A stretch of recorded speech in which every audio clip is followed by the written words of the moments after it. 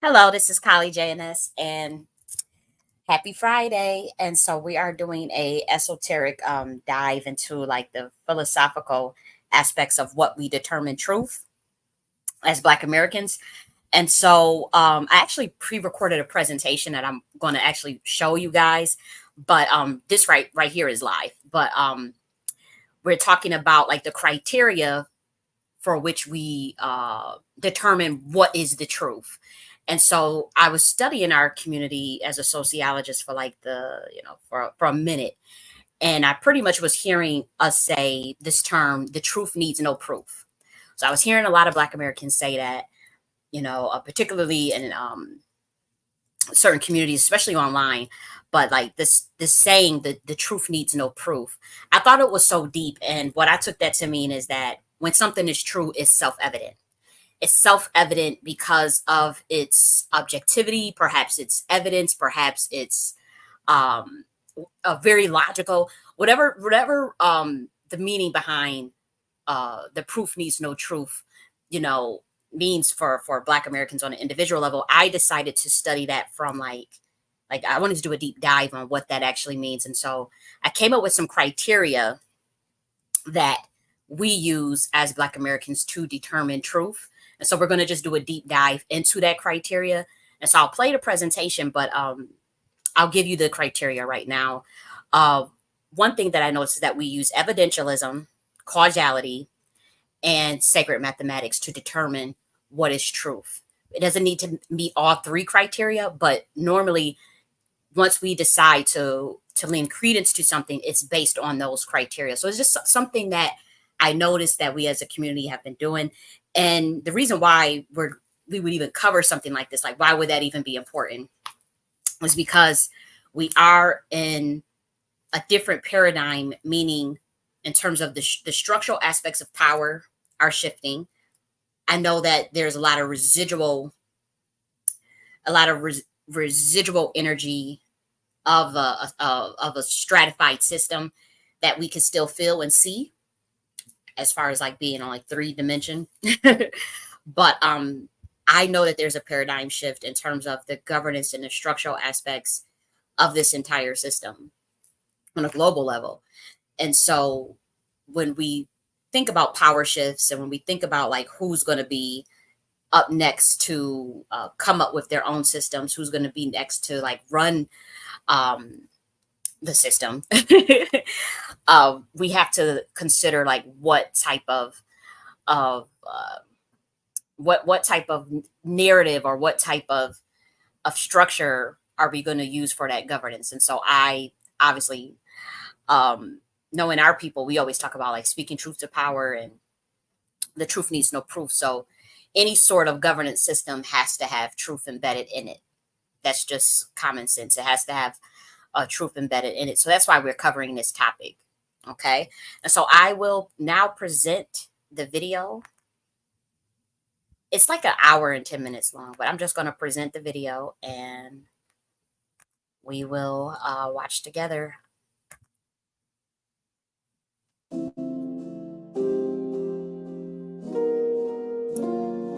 Wait, I just want to make sure that you guys can hear it.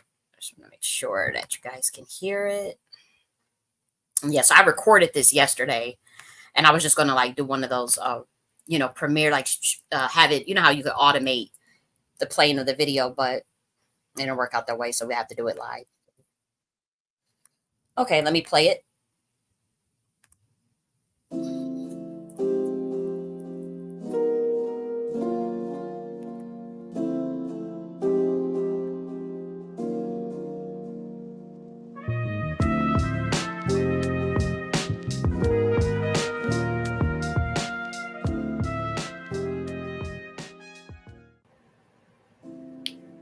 Hello, this is J.N.S. and welcome to Esoteric Friday.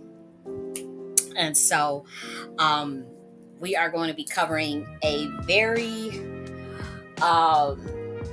philosophical topic today. Okay, so it's a very esoteric topic, but we're dealing with the nature of truth.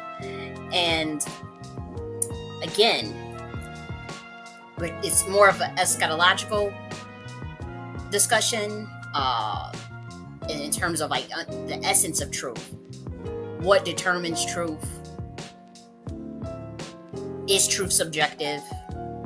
Does the truth need proof? And if it does need proof, what should that proof be? So this is a philosophical discussion. It's it's me. There's something I've been thinking about for a minute. Okay, and like, how do we find the truth? And so obviously I'm not the first person to think of the truth. Like right here on your screen you see the Stanford Encyclopedia of Philosophy relating to truth. And so there has been a discussion on truth in a philosophical sense for aeons. So there are many theories about truth. We have the correspondence theory of how to determine truth. We have the coherence theory of how to determine truth. And then you have pragmatist theories. We have realism and anti-realism, truth and language, all these different theories, the redundancy theory. So I was looking through all of this and I was reading through all of this. And to be honest, I have my own theory. Like I want to talk about what I think makes truth and more of an updated, it's 2024 and like a lot of these theories, are a couple hundred years old, or they're rooted in a specific framework that, for me, doesn't quite register. Like the coherence theory, it states that a belief is true only if it is a part of a coherent system of beliefs. And so then we have to talk about like what gets considered coherence. What gets considered coherent in terms of its epistemology? Who determines that? And so that that doesn't quite register with me. Even the pragmatic theory, as far as the practical value truth has, well, practical value is very subjective, and so I want to root this in my culture, the way that my culture views truth as a Black American. And so that's what the theories that I'm going to be talking about today is going to be rooted in.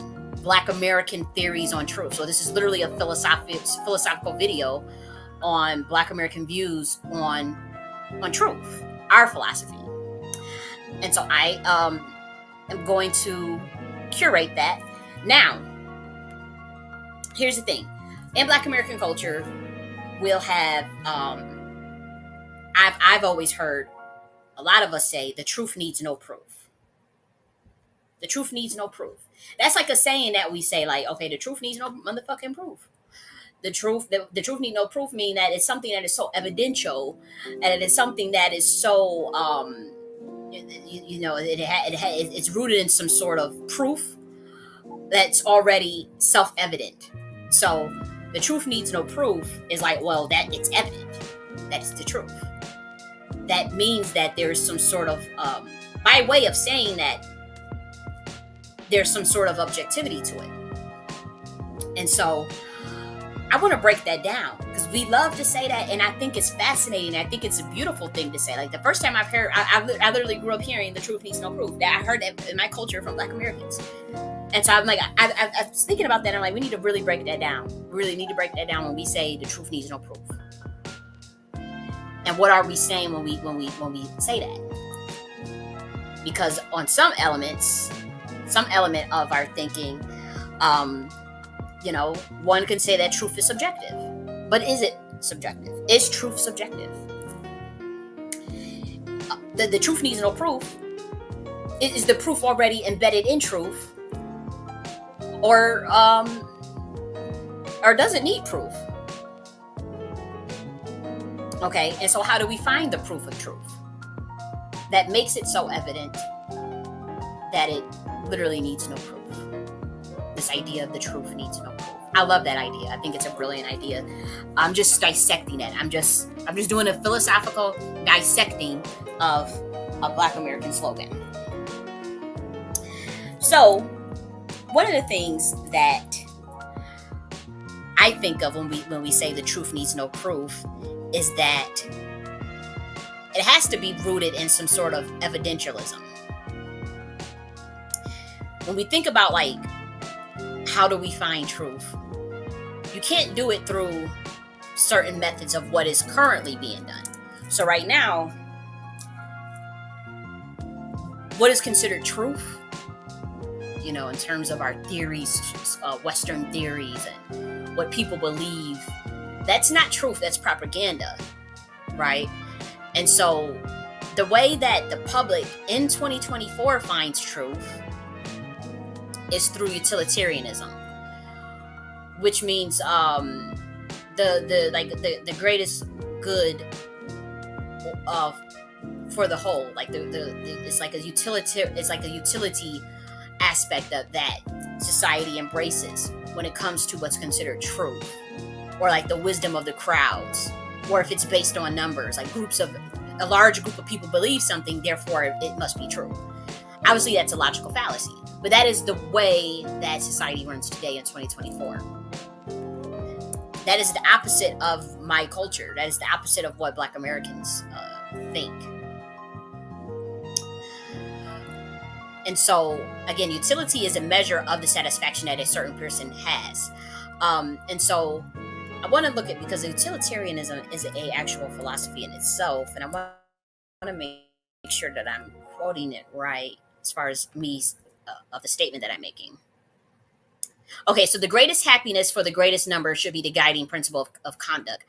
That's the way we view truth in 2024. Not we, but society. And with that comes a serious flaw. Okay?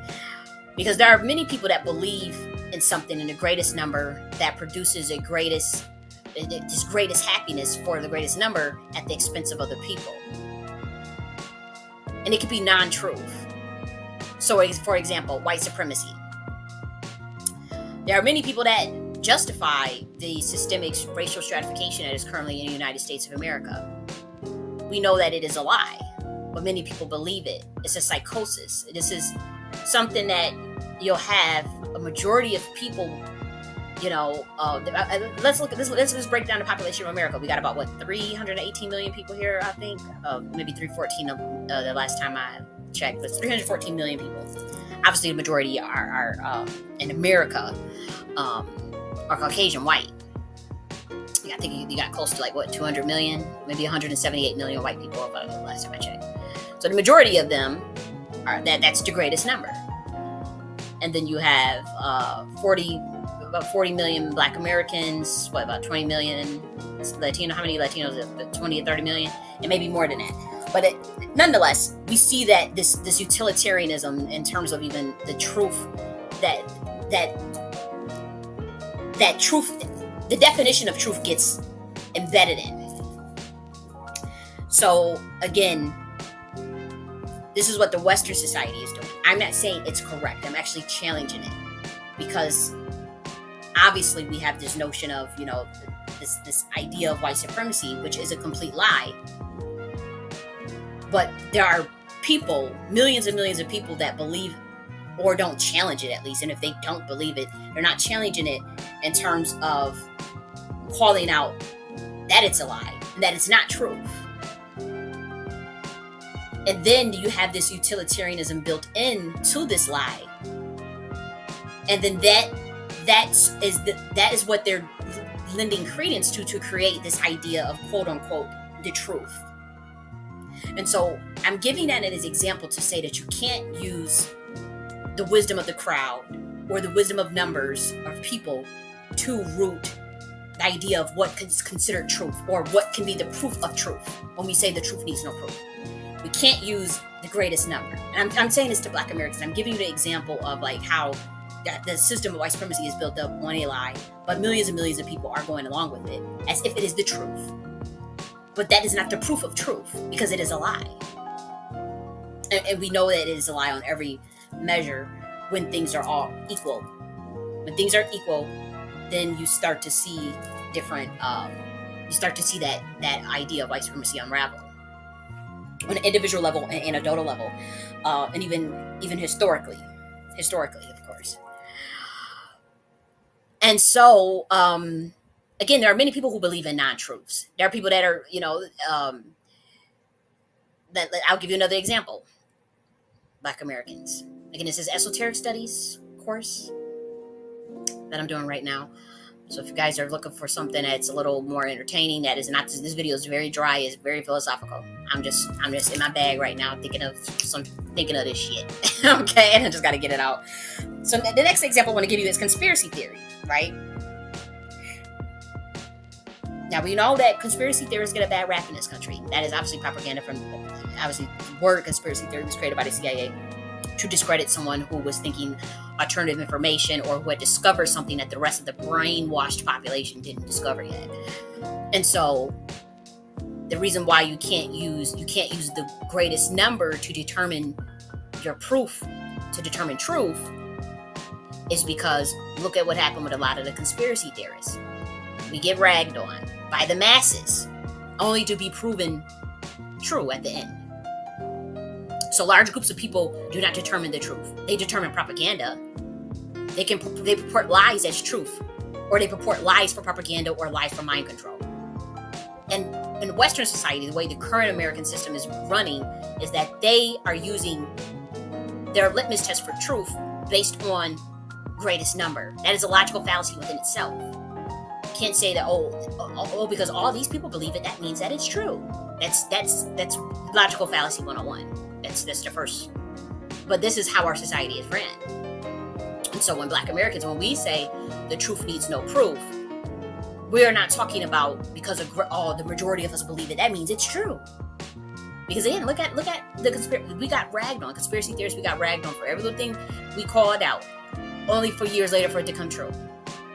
Case in point, the jab. Many of us were screaming from the rooftop about our little conspiracies, about what this stuff was going to do, only for less than 2 years later, less than 3 years later, for everything that we had said 3 years ago when this stuff all rolled out, all of it for it to come true, about its side effects, about things that it was going to be doing to people, about how even the pandemic started. Like, we were conspiracy theorists 3 years ago, and it happens with so many things. It's not even funny. Like, conspiracy theorists, we get ragged on for so many things, only for years later, whether it be 50 years, 20 years, 10 years, only for the shit to be true. And so you can't use the fallacy of utilitarianism or wisdom of crowd. By that I mean, like, not even wisdom of crowd. That's not the right term I want to use. Large numbers, large groups, groupthink. That doesn't determine truth. And I think that that's pretty much something that we can all agree on. The next thing you can't root truth in is power, authority. Okay? Again, you have authoritarian figures that try to state that this is the truth and this is what you must believe. This is the truth, An example of that, we could still go with the white supremacy example, but look at what happens to those who think outside the box. And they'll say it, they'll know it's the truth, they'll speak the truth, and then authority will come down on them. And so you can't say that, well, authority says this, so that makes it true. That's not the proof of truth. So the truth needs no proof. It means that it's evident. And so now we're looking at, well, what evidence is proof still? But when we say it as a saying, we're saying it like it is so evident. It's self-evident. We realize these truths to be self-evident. That means it's not something you need to question. It's objective. It's not subjective. See, we live in a society where they make truth subjective. Is truth subjective? I'm willing to entertain it, but we can't state that it's based on power either. As far as an authoritative figure saying, okay, this is what the truth is. This is what you need to believe. This is what you need to think. This is in a textbook. This is what Ivy League school said. This is what a textbook said, so that means it's true. We can't go on that. An example of that is just even our own fucking history as Black Americans. They have not told you. We didn't even really know that they had, much about the specific slave trade. They was always ragging us down about the transatlantic slave trade. They never talked about the Indian slave trade, of a whole tribes getting taken into slavery in certain parts of the South of America. I'm sorry, of the United States of America. Never talked about that. Never talked about the Pacific slave trade of slaves coming from Fiji, slaves coming to America from Australia, Aborigine people. They never talked about the slaves that showed up in Virginia from India, from over in Asia, Dravidians, like in America, in 300 years ago. They got mixed in, and they don't talk about these things. It's available, but as far as like the authority, like the schools, the academia, they're not telling people, these type of things. You have to go and look at it and dig, and then that's why, like, I'll say, like, the Black indigenous in our community, they was getting ragged on for years because they were coming up with this alternative history. They were coming up with the genealogy. They were talking about a different narrative than what is propagated by the authoritative figures via academia, or even what our government tells us. Like, oh, you're African, all this African shit. And that's why there was so much pushback, and there was so much arguing. Like, and to be honest, the Black American indigenous had the superior lens and perspective on this. When it came to epistemology, when it came to what is determining knowledge, what determines your knowledge base, what is it rooted in? The creation of new sets of knowledge via, like, relying more on your genealogy to tell you your history versus a textbook. That was quite genius. And this was regular grassroots Black Americans that came up with that idea. I observed it as a sociologist. I observed Black Americans doing this, and it was so fascinating because I'm like, that's why to be honest, that's why they got the attacks. The American Indian women, especially, are very powerful, and they're more known to teach.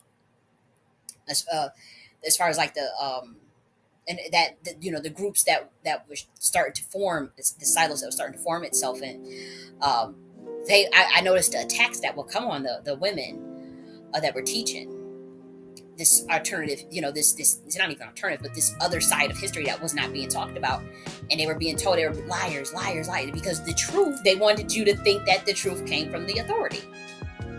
And so, again, Black Americans, when we think about this idea of truth, you notice we're getting so much pushback as a people, as an identity, as ethnicity, because we are calling out, that's a lie. Or that's not, like we're calling out the fact that the utilitarianism does not determine our truth. AKA calling out white supremacy, calling out COINTELPRO, calling out COINTELPRO agents.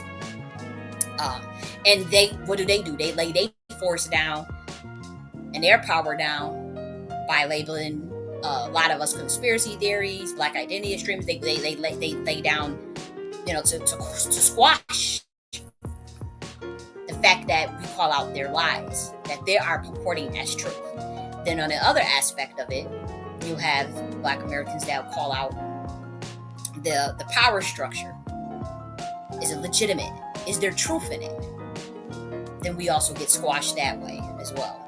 So we're calling out, we realize, like, okay, these are supposed to be these authoritative figure, the authority that's going to tell us what to believe, what to think. We're going to go to school and, be programmed. And a lot of Black Americans today are questioning that whole paradigm, are like, okay, no, that's not truth. That's not truth. And so that's why I do think that it's cool for us to ponder on philosophical topics such as, well, if the truth needs no proof,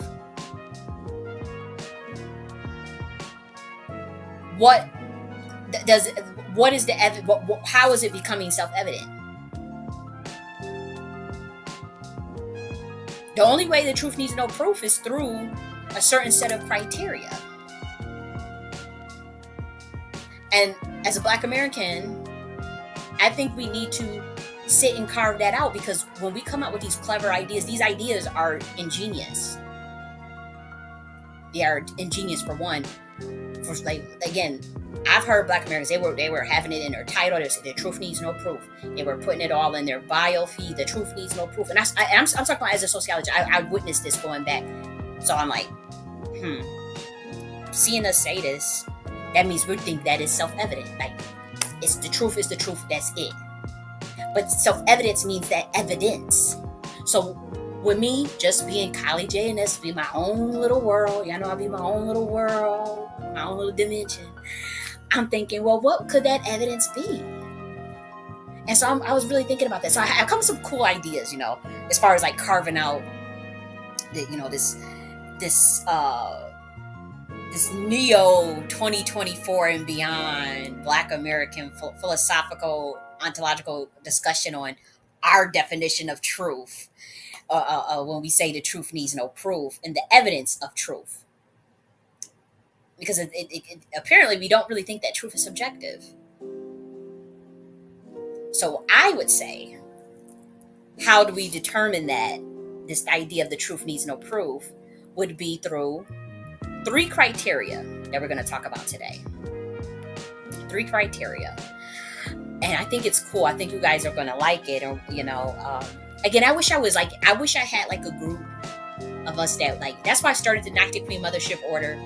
It's a high society of intellectuals, of those that are seeking their enlightenment, that are seeking wisdom, love, a brotherhood and a sisterhood that is rooted in the collective guidance of humanity in the universal sense, the alignment with the cosmos, and so that's what the Nakhti Queen Mothership is about, like the Nakhti Queen Mothership Order. I have a book on it called Nakhti Queen Mothership Order, and it is an esoteric order, not secret though. It's a high society, which means that what I would like to do is I want to have conversations just like this with actual Black Americans talking about philosophy, esoteric sciences, spirituality. It could be hoodoo, it could be metaphysics, it could be our culture, history, those type of things where we are discussing how do we propel our IPUs in terms of our mentalism on this planet, our will on this planet, for a greater infrastructure, for a greater society, for a greater quality of life for us. So that's what Nakhti Queen Mothership is, the order. The Nakhti Queen Mothership enterprise architecture is a different thing. That's more of a physical, enterprise, something that's built out in terms of intentional communities and more so, governance. But that's a governance system. But the Nakhti Queen Mothership Order is more so, again, it's metaphysics. It's a high society for those that are like-minded to ponder on really cool ideas relating to the collation of our history, the collation of our culture, our own repository of knowledge in terms of our own DAOs, our own universities, our own scholarship, our own theories, those type of things, our own magic systems, spiritual systems. Like I have the Nakhti philosophy as a spiritual system. I have my own mudras, my own that's the type of time I'm on, and so I would like to connect with other people that are on that type of time. But nonetheless, what we're going to discuss as Black Americans is the criteria for truth needs no proof. Rather, because again, we kind of do things in a spiral way, but rather, what is the proof of truth? What is the evidence that makes that? What is the evidence that makes it self-evident that the truth needs no proof? Simple terms as, what is the proof of truth? Because you said the truth needs no proof because it's self-evident. Well, what is that evidence? That's what we're discussing. Okay, we get to the same, it's like a spiral. But anyways, the criteria for me would be evidentialism, physical causation, and then obviously the sacred mathematics. That is the criteria that determines truth for the Black American. Okay. And so you may say, no, the truth is, I mean, I'm talking about my culture. And again, I would like to write, I would probably write a nice little pamphlet or something for the Nakhti Queen Mothership Order. Just some of the ideas that we like to discuss and put out there. But I am emphatically saying that the self-evidence for truth, where it becomes objective, in a sense, would be your evidentialism, your physical causation, and your sacred geometry or mathematics. That, to me, is what would be the proof or the evidence for a truth. That's how you would determine if something is true. That is how the statement, the truth needs no proof, comes to life. Through evidentialism, physical causation, and sacred geometry or sacred mathematics. You can say mathematics, sacred mathematics, but I'm going more of sacred mathematics because we're going to get into nature. But I'm now going to explain what each of these mean.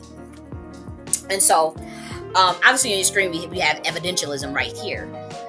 And so, this is epistemology, and epistemology just means like, how do you know what you know? How do you know what you know to be true? Like, how do you know it? How do you know it? Where does it rooted in? So that evidentialism is a thesis that states that you are justified to believe something if and only that person has evidence which supports that belief. Okay, so that's pretty a simple. That's a pretty simple one to grasp.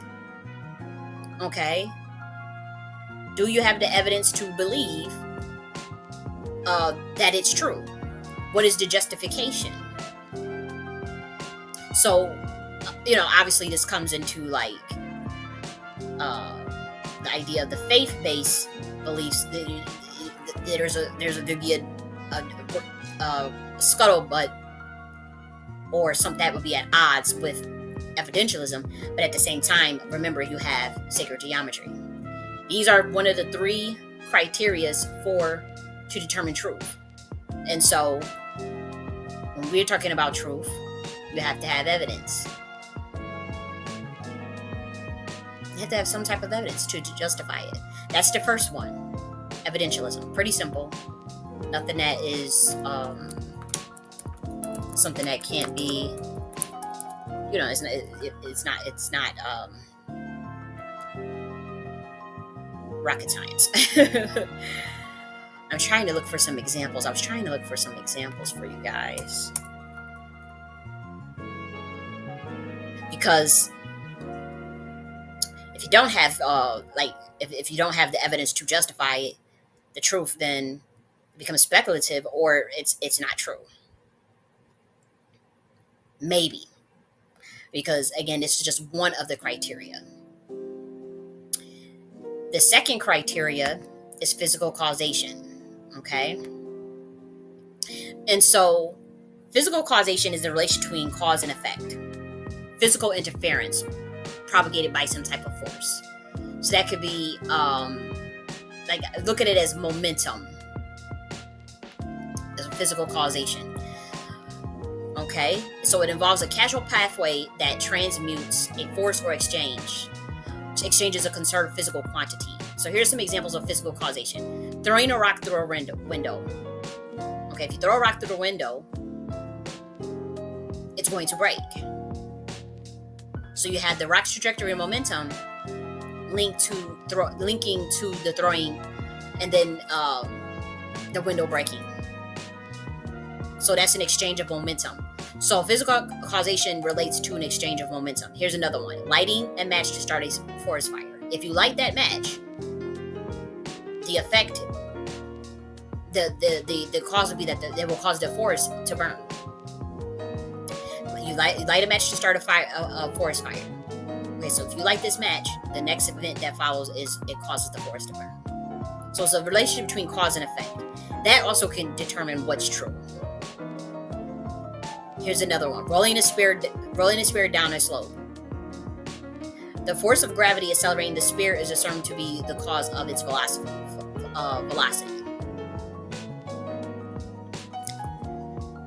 So that one I don't think is a good example of physical causation, that last one. So let's look right here. I'm trying to look for something to causality. That's the only one that I see. That's more like physics, but I didn't really want to get into that one. So again, we have cause and effect determines the truth. That's the second criteria. Yep. If you jump off of a building, when you go down to the bottom, it's splat. Unfortunately, you may die. You most likely will die. Oh, that's true. That could be considered true. if you, you know, give me any example. You guys get the point. So we have cause and effect. Then we have evidentialism. And then the last one, we have sacred geometry. Now, this is where it gets more into the metaphysics.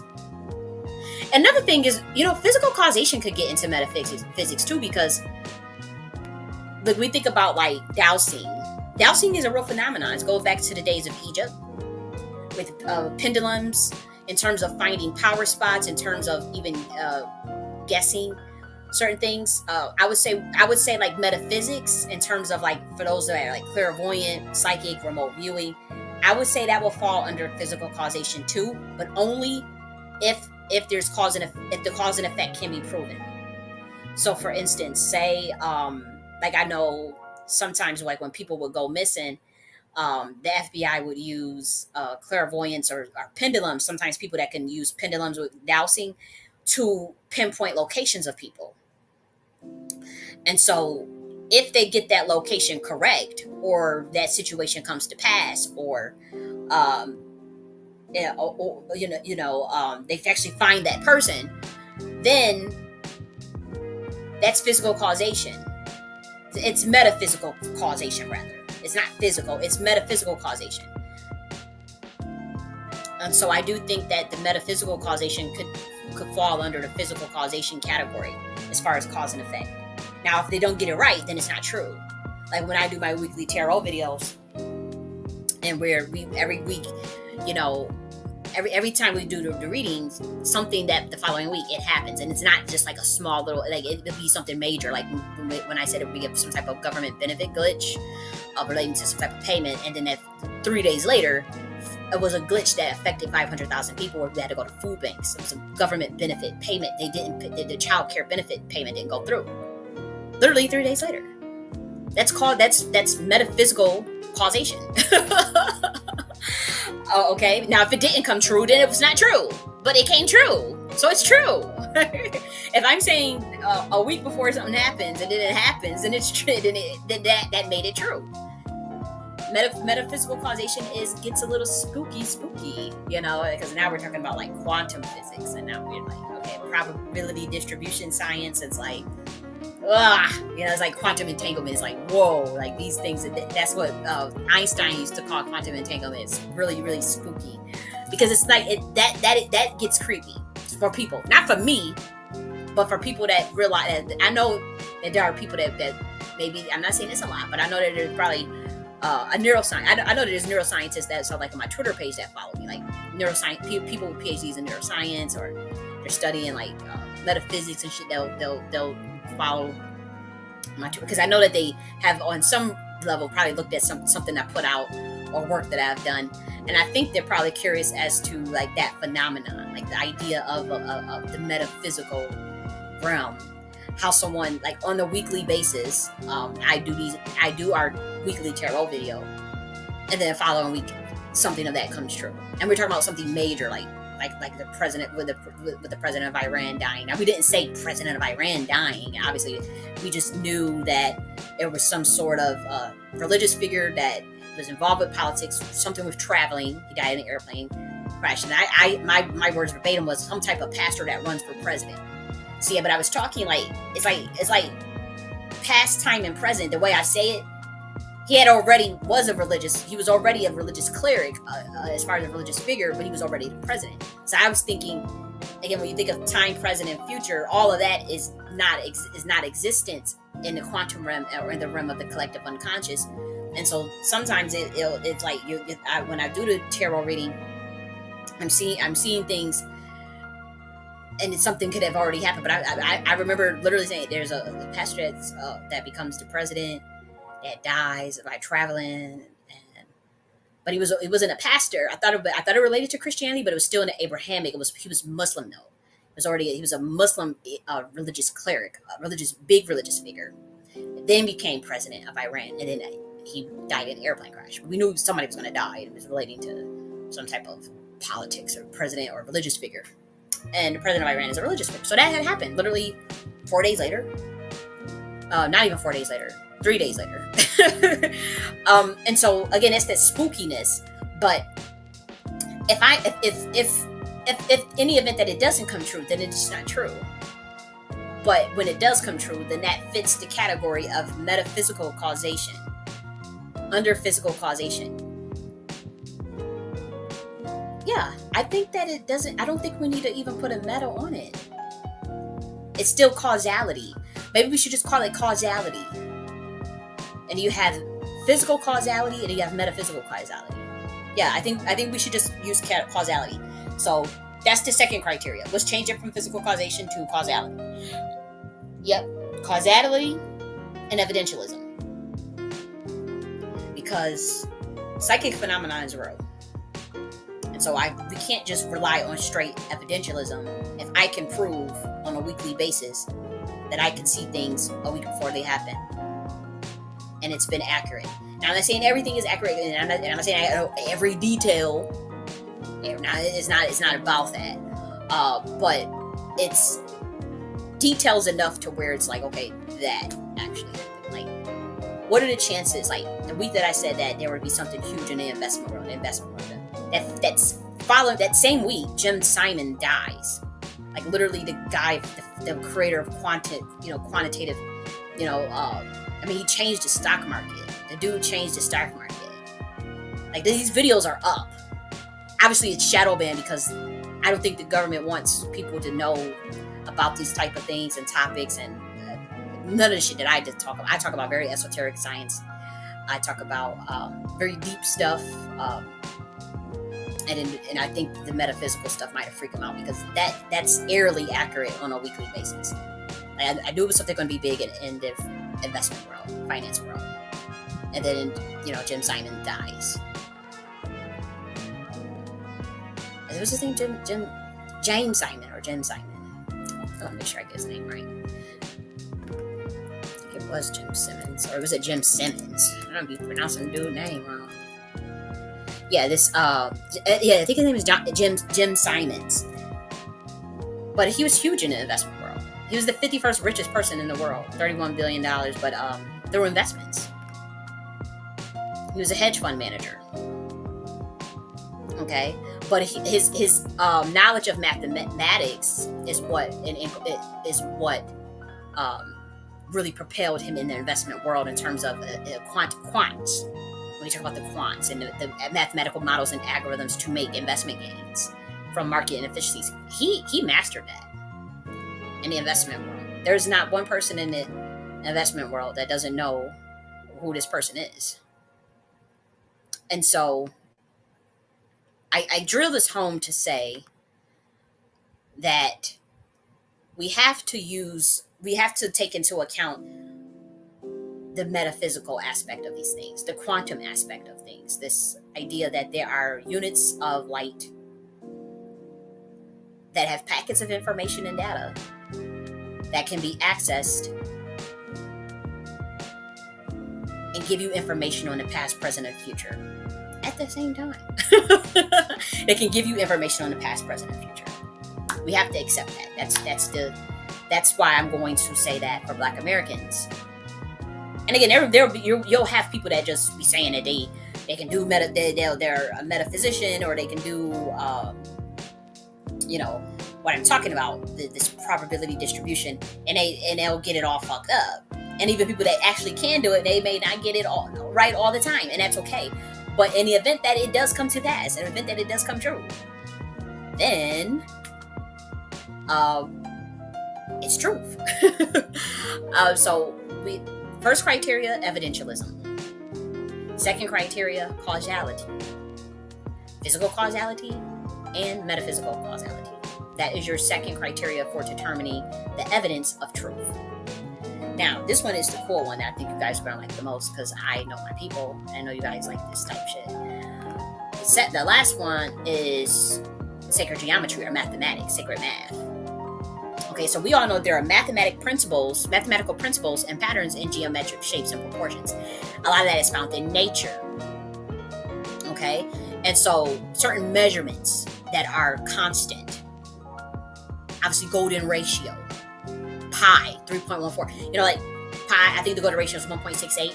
Believe it or not, a lot of they have this thing called Fibonacci indicator for technical analysis in the stock market. A lot of people use that golden ratio, that 1.68%, or they'll use that Fibonacci to make a decision on when to get in to enter into a trade in the stock market. I'm pretty sure you guys know that. I mean, I don't know if you guys knew that or not, but that's real shit. Like, you can use this Fibonacci. You guys know about Fibonacci. Let's actually look a little bit of it up. There is a Fibonacci sequence. Let's look at it together. So here we go. Okay, so each number is equal to the sum of the preceding two numbers. You guys know Fibonacci sequence and whatnot. But this sequence can be found throughout nature. Seashells, flowers, pine cone, all different types of shit. The galaxy. You see it right here. This Fibonacci spiral. Spirals are very important. Spirals are so feminine. Fibonacci is so feminine. And that's the energy that we're moving into, the divine feminine. And so, believe it or not, spirals are becoming very important. You're going to see that spirals become very important. It's how we're writing our whole new code. It's not a binary code anymore. It's a spiral code. It's not Fibonacci code, because we are hiding that from humanity at this time, because you guys, your planet is fucked up and we got to fix some things before you can get that information, to be honest. But just to know that the codes are going to be written in spirals. The codes have been written in spirals in a mathematical sense, but we're creating a new mathematical sequence, and that we're not giving out to you yet. When I say we, I'm talking about my adjutants, my order, me as Kali, J.N.S, Jenny, and Stanley, and my order, that I will not be given. Well, we won't go into detail on that. But yes, you guys, we're still going to be doing spirals, but we're doing a new sequence number. This is what God showed me. And we are not to give that number sequence out yet. But this is some cool shit. But anyways, you guys get the point. Fibonacci. This is what we will call sacred geometry. Now, this is not the only one. We obviously know we have, or look at this. You guys are very much familiar with the pi. 3.14159, blah, blah, blah, blah. It never ends, right? And so, when we talk about, like, what is the last criteria to determine truth? When we say the truth needs no proof, what made it so self-evident? It has to be what? The sacred mathematics of nature. It has to be what? Causality and evidentialism. One of the three. And it had to be all three. And remember, with causality, we have physical causality and metaphysical causality. But for sacred geometry, mathematics, I think that's something that you guys will like a lot. So now we, ancient architects, they build a lot of things using sacred geometry, whether that be what is this? The way that that you say the way the pyramids are built, the way even sacred spots like certain cathedrals, obviously, them domes that you see on cathedrals, those are very much methodical, well thought out infrastructures. They're not just there to it's based on a math, a very specific math. Okay, and I actually want to get this information because it's like biogeometry. Biogeometry is real, and so pretty much that's the geometry that affects the qualitative states around you, the electromagnetic state around you. I want to get this for you. This is really cool shit. Because sacred geometry does include biogeometry. It does include stone masonry. The way you build things. Okay.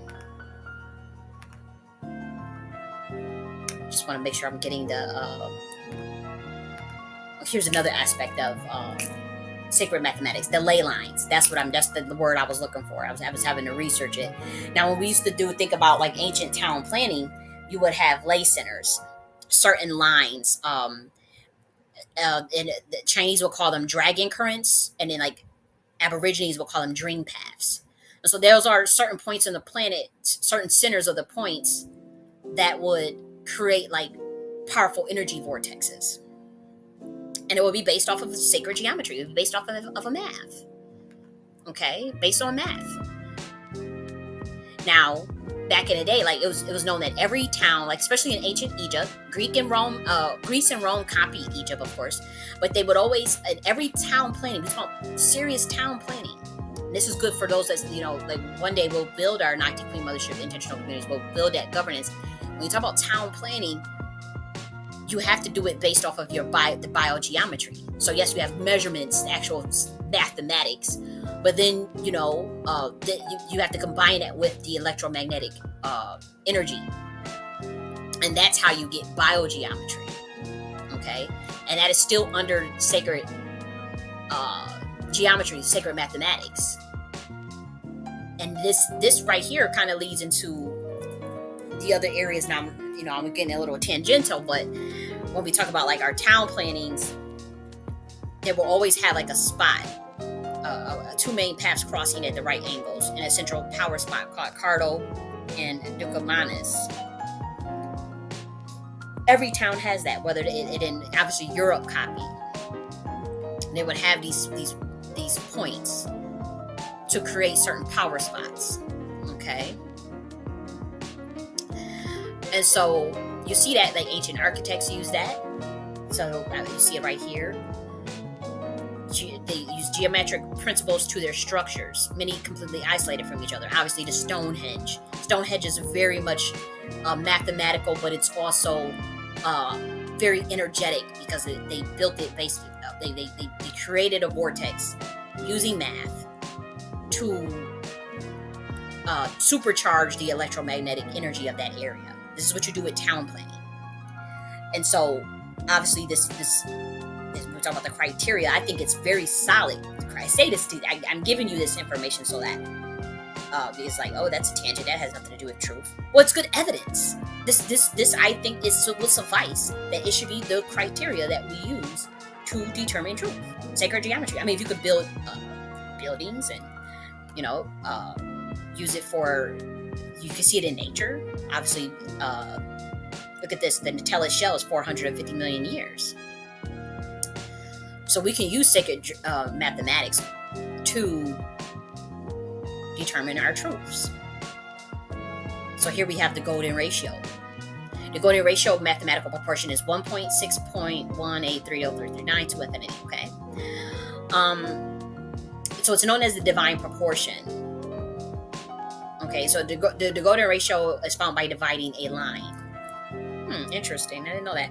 But I do have to say, let's see what this says. Supposedly, ready for all religions to melt together. This ratio results in focusing on the universal energy, prana, at a particular point, which helps in rejuvenation of life, which has been associated with the rejuvenation or rising of Christ. That's interesting. But I do have to say, like in the stock market, I be seeing them traders, they pull out that Fibonacci, and they use that golden ratio, that 1.6, then they determine, or maybe the other, I think it's like 0.50, I think it's the other one, the 50% mark. But anyways, I do know they use this 1.168, and they'll time their entry in. They'll time their entry in based off of the Fibonacci to make them some damn money.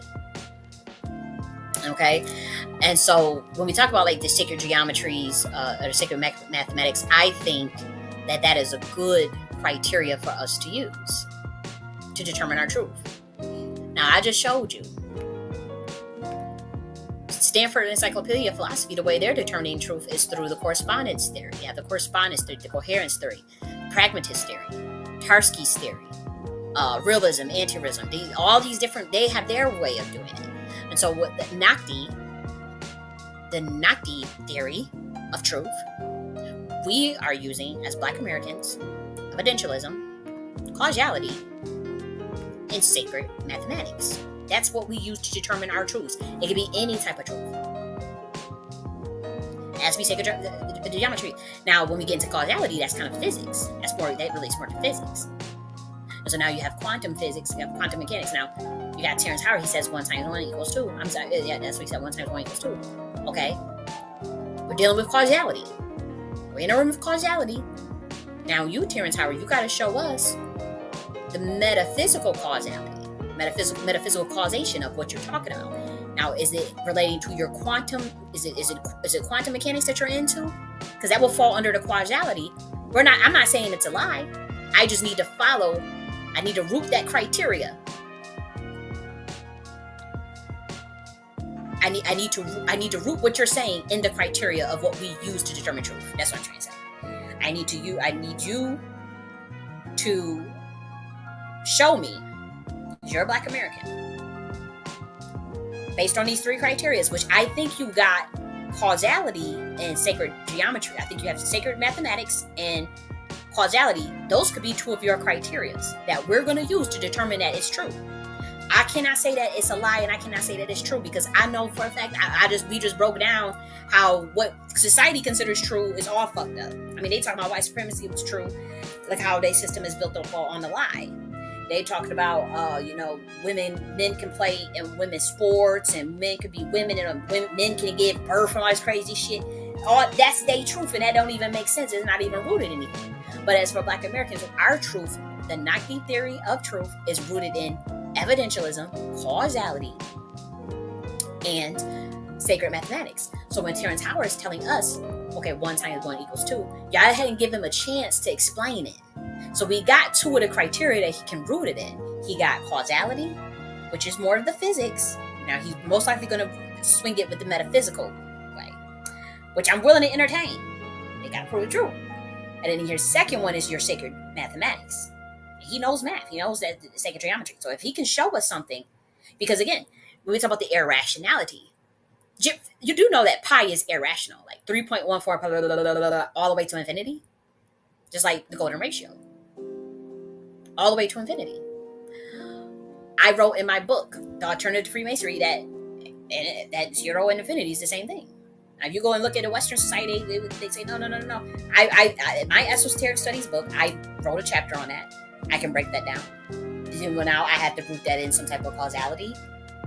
I have to carve that out. If someone was to challenge me on that, or say, "Oh, I want to debate you," then I would have to come up with my whole framework. I would have to root that in something. I know I can, but I know intuitively that it's 0 infinity is the same thing, and the universe is eyes.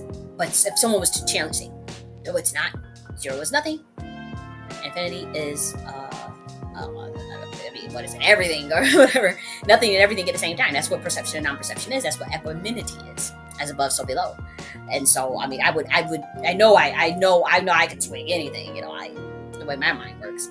But when it comes to Terrence Howard telling us that 1 times 1 equals 2, give him that opportunity to show us the proof based off of the criteria that Black Americans use to determine our truth, which would be evidentialism, causality, or sacred mathematics.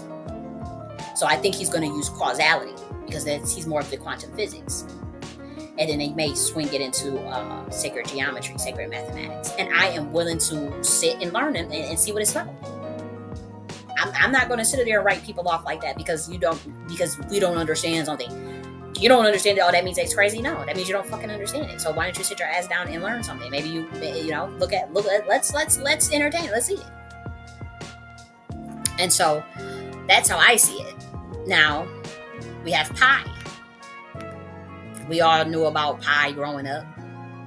I mean, we all learned about it. The spiritual significance of pi, though. This we said sacred mathematics, sacred geometry. We got transcendence. So boundless. Pi is infinite and boundless nature of spiritual realm. And then we have harmony and balance.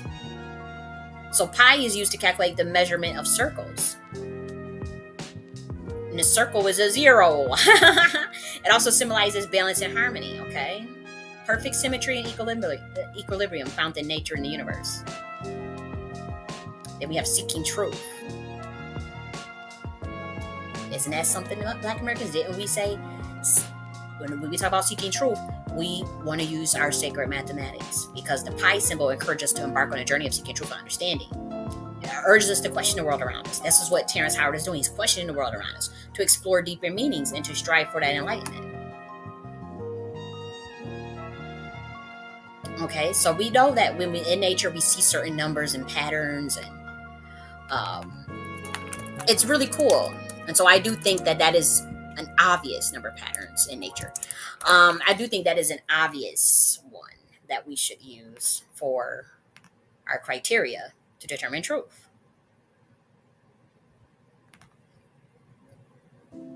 Now, when it comes to the metaphysical causality, only certain people would qualify for that.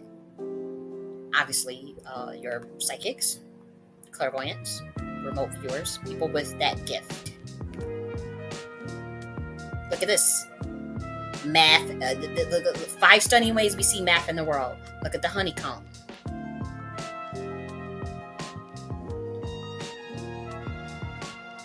That's a big one. Hexagonal directional patterns. Look at this.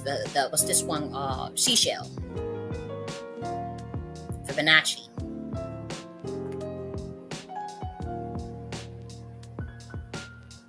Plants. Pine cones. Wave patterns. Look at that. And water. Patterns in nature. So this is sacred mathematics. And so, Black Americans, when we think about like, okay, what we're going to root our truth in, because we got to build a superior system. So here's the thing with you, and you guys will say, okay, you guys know I can be shrewd. They say I have I remember one of my friends told me, you gotta take that stick out your ass. But I'm gonna be real with you, Black Americans. We have to build our systems, whole systems of governance. One day you will do it, whether I'm here or not to see it. And I'm doing these videos because when we're talking about a system of governance, it has to be rooted in truth. And or you want to just go and copy what you see the way the world works now, and you see how fucked up the system is, and you see that it's on its last leg, and you see that it's dying. So when you get your system back, and it will be done under the age of the divine feminine in a matriarchal sense, you can get mad and get all upset and try to, I hate Kali, it is what it is. That is ordained. We're in the age of Saturn. We're in the age of Aquarius. What did you guys think this was going to be? What did you guys possibly think as melanated people that you were going to get? You can get mad, but our systems will be superior on every level: militarily, spiritually, emotionally, sociologically, psychologically, infrastructurally. Now, the only way to do that, though, is through the truth. And so that's why it was very important for us to have this discussion. Very important. I know very few people are going to watch it. I know very fall on deaf ears. You go and watch some other shit. You guys want to be led off a cliff following entertainment, instead of some things that are going to help get your motherfucking ass in power. But, yes, the truth. It has to be sacred geometry. Now we talk about our biogeometry, town building planning. Then we got our causality. You have your physical causation, your cause and effect. And then you have your metaphysical causations. Then you have your evidentialism. What is the evidence? What is the justification? So you have justification. We're dealing with some deep shit. And now when we think about, okay, when we build our societies on, our governance on, you're going to be doing it off of what? Sacred geometry. The circle. That's a divine feminine symbol, by the way. The womb, the spiral is a divine feminine. You're going to be doing these things to build out your enterprise architecture. That is why I created the Nakhti Queen Mothership Part 2. Enterprise Architecture Guide for Rebuilding Black America. Did you guys think I was just doing it for my health? What did you guys think? I got my ass on a fucking watch list doing this type of shit. Like, you thought it was just for fun? What did you guys think? I am dead ass serious. But we're not going to be, when we talk about truth and we're building these systems, you're not going to be going into theirs to go sit at their table to look cute. whether that be sitting with Trump or whatever, Biden, whatever, you go sit, look cute, like Billy Porter had on his moo on, looking cute, the golden nudes, dancing and singing around, kissing Joe Biden's hand. I'd have spank your ass, man. Billy Porter. And I think Billy Porter is so talented. I think he has a beautiful voice. He sings, right? But I'm looking like, what the fuck you got on that moo kissing Joe Biden's hand? So no, we're not doing that as Black Americans. That's a no. And we're not just merely going to sit at some table. You want to sit at some table and look motherfucking cute like you just arrived. Black Americans. That's what you want to do. No. You're going to sit your ass. You're going to create that. You're going to be running this shit. Whether I'm here to do it or not. Whether you... I don't... Look, it's got to be done. Because that is the prophecy. But if you think you're going to go and turncoat each other, sell each other out, try to... It ain't about a seat at the table. Now, we can do a transitional period and start to transition this system onto our system, back to melanated people's system, because that's what needs to be happening right now as we speak. Because obviously we don't have the infrastructure for getting us in the White House for 2024. So we have to wait. We have to build that up. We have to build that capacity up. We have to build that capacity. We don't have that capacity right now. But as far as like Trump getting in there, that's a transitional phase. That's a placeholder phase. So we need to be giving them ideas to set this infrastructure up. So for 2028, 2032, 2036, whatever, when it's our time, we can get in there and do the things we need to do. Because y'all already know there's a shadow government that runs this. Y'all already know that reptilians running shit. Come on, and Lucifer. Like, that's not a big deal. That whole thing is a whole nother ballpark. I get that. But that still ain't nothing to be afraid of. That ain't gonna stop me from talking the way I motherfucking talk. Not everybody can talk the way I talk. I get that. Everybody can't get on here and be saying the sherm shit I be saying. It be true too. It be dead ass true. That's why I'm called Shadow Man. and they be spanking my ass and doing radionics and psychotronics on my ass. And target harassment and fucking with my, because it just is what it is. But that's look. The truth needs no proof. The truth needs no proof. And I'm a metaphysicist, and I'm an esotericist and a metaphysicist. I'm clairvoyant, so I can be able to see things and shit gonna happen. I can write out events and shit gonna happen. So, what we need to do with the Black American is when we talk about running our governance systems off of the age of divine feminine and the truth, we had to set out that criteria, and that is your criteria, Black American, from the primordial mother. You could say, "Oh, here go Kali, she's crazy." No, hell no. I'm giving some good ass game. Who gonna argue that sacred mathematics is not true? Mathematics. Come on. We always talk about mathematics, kind of a proof of logic in mathematics. You have to prove your concepts in mathematics. Come on, they have all types of equations that you have to prove true.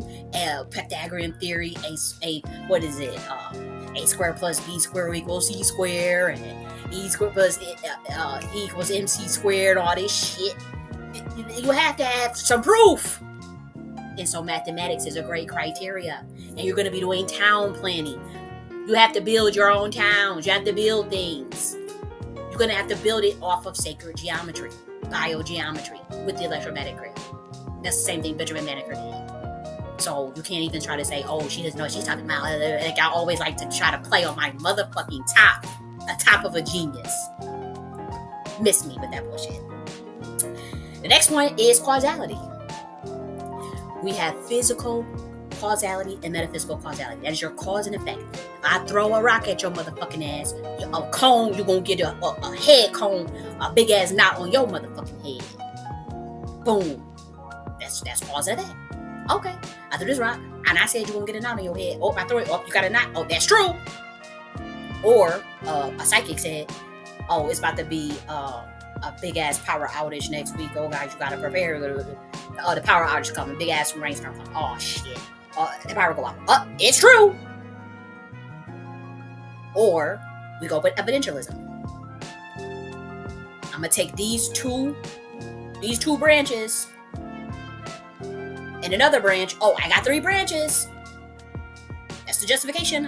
I see 1 branch, 2 branch, 3 branch. That's evidence. That's evidentialism. I can see it. I can touch it. That's great. That's great criteria for proof. That's great criteria to determine truth. All 3 of them. Pick one, or a combination. So when we're talking about building your damn society, what are you gonna do? You're gonna build it on truth. And what is your criteria for truth? It's not utilitarianism. It's not who's popular. It's not who's no. It is evidentialism, causality, and sacred mathematics. Now, within sacred mathematics, you got your geometry, you have your biogeometry. Because as above, so below, you're going to use that sacred mathematics to build your infrastructure and create a whole system of governance based on truth. That is what the Nakhti mothership is all about. As much as you guys want to run into the devil system, after we have warned you several times that we will not bless that, and you will fall every time. We are not doing that. I mean, you can do whatever you want, right? But I'm just saying, like, when the spirits of our ancestors don't show up in it, and it falls apart, don't say we didn't warn you, because we told you.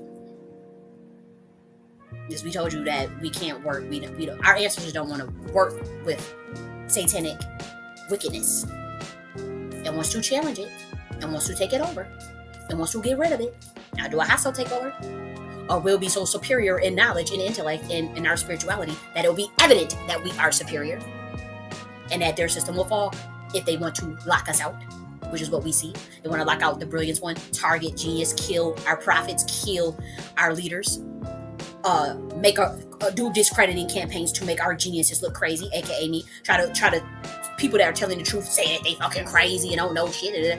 Y'all want to do that and let these COINTELPRO niggas do that? And y'all follow it? To your prophets and to your genius and to your angels and guides? Okay. Everybody falls. But everything go. Bye. You go. You gotta go. You gotta go. This system gotta go. Y'all motherfuckers gotta go. And you gonna fall right with Babylon's system. It's as simple as that. We ain't playing with y'all motherfuckers. We gave the orders. Ancient ones is back. Ancient ones is back, baby. And yes, I am J.N.S. Stanley. I am not possessed. I am not in quantum entanglement right now. And yes, I told y'all what was the octave of. I wouldn't have believed it anyways. But the frameworks are there. You don't have to follow me. The stuff is there.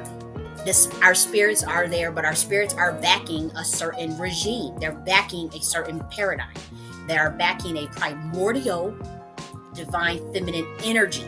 Our ancestors, the old Black American asses, Africans as well.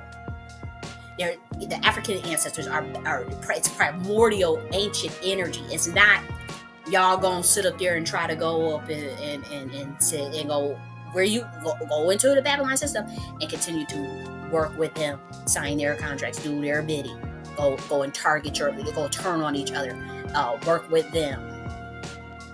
That system is dying. And say we do get locked out. Say they want to continue doing their occult wars, occult rituals, come at our people, take out our chosen ones and do all this fucking shit. Their stuff falls. It just falls. Those things falls. I mean, we can go back to the fucking dark ages. I mean, some of us will survive. You want to go back to the medieval ages? I mean, just Rome fell. What did Rome? After Rome fell, it went to fucking dark ages. Egypt fell. Shit went into fucking Hyksos and fucking Arabs took over. I mean, what do you guys want to do? Do you guys want the easy way or the hard way? We can transition this shit. We coming out in the open. Reptilians gonna be out in the motherfucking open. Primordial chaos beings gonna be out in the motherfucking open. It just is what the fuck it is. Nobody cares about that. It just is what it is. And you get mad and shit. They the ones that told y'all all these lies. They gotta tell you all the truth now. That's why we talking about the truth needs no proof. The truth needs no motherfucking proof. And so everything gotta come on the app open. Ain't no motherfucking deep state and shadow and puppets and no. Power is power. If your power is legitimate or it's illegitimate. If you gotta control and lie to all these people and propagandize their ass and brainwash their ass and lie, that means your power is illegitimate. You don't have real power. If you have to lie. The truth needs no proof. Okay? The Ancient Ones is back. Black Americans, what is our truth based on? Evidentialism, causality, and sacred mathematics. Okay? So I'm gonna talk to you guys later. And I love you. Bye.